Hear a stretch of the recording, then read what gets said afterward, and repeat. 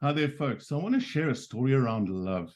I got this story from a book called The Mastery of Love by Don Miguel Ruiz.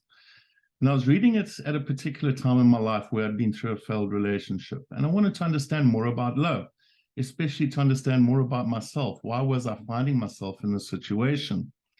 So the story goes around a man. He goes around town saying true love does not exist. It cannot exist. He's a well-learned man. He's not ignorant. He's done a lot of reading around the subject. And the reason he says true love does not exist is because love is a drug. And you find that there's the drug supplier and there's the drug addict. And the supplier will supply the love to the addict. And sometimes the supplier withholds that drug called love from the addict. And the addict will do whatever they can to get that love. And really all the supplier is doing is manipulating the addict. And sometimes these roles are reversed. So he says true love cannot exist because all love is a drug. Anyway, the one day he's going home and he goes to the bus stop and sits down on the bench there waiting for the bus. And he notices there's a woman next to him and she's crying. And he says, "My dear, are you okay?" She says, "I'm not." She says, "True love does not exist." He says, "What?" He says, "This is what I'm telling people, but tell me your story." So she says, "Well, many years ago, I got married and our marriage wasn't great. And we noticed we were drifting apart. So we had children, and those children kept us together over the years.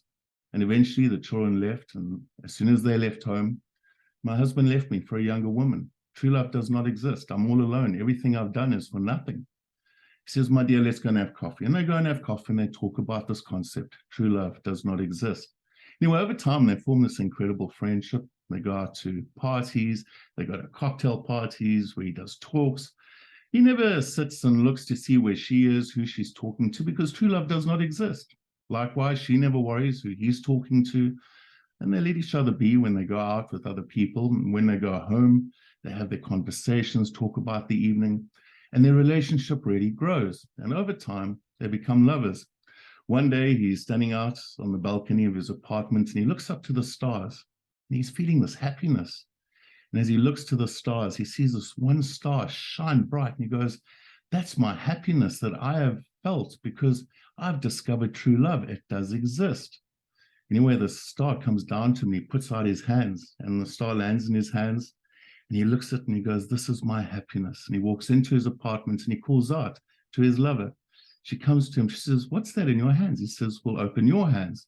She opens her hands and he puts it in hers. And he says, "Well, that's my happiness." And she goes, "Ah," and her hands go apart and the star falls on the floor and smashes into 1,000 pieces. And to this day, there's a man going around town saying true love does not exist. Now, this is a tragic story, but for me, I got 4 things out of this.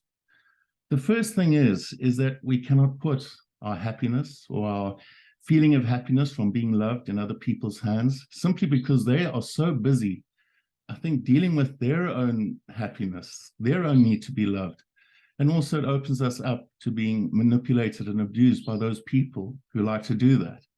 The second thing is, where does it begin? Well, it begins with us taking charge of our own happiness, our own feeling of love.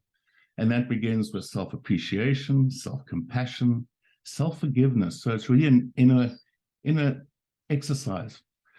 And the third thing is, it's a very scary thing to go through this process because you find that it's up to you. You cannot rely on anybody else out there to become your rescuer. It's up to you. And that makes it a pretty responsible and accountable thing for oneself to do. And you might feel alone in this process, but it's vital because as you work with this, you'll find that your self-worth grows, your self-respect grows. And as these grow, you will start to only accept people into your life who have that same level of self-respect, of self-worth, and who treat you with that same level of self-respect and self-worth. And this, I think, is where you find the true love. So these are some thoughts, folks. And until we chat again, take care and stay away.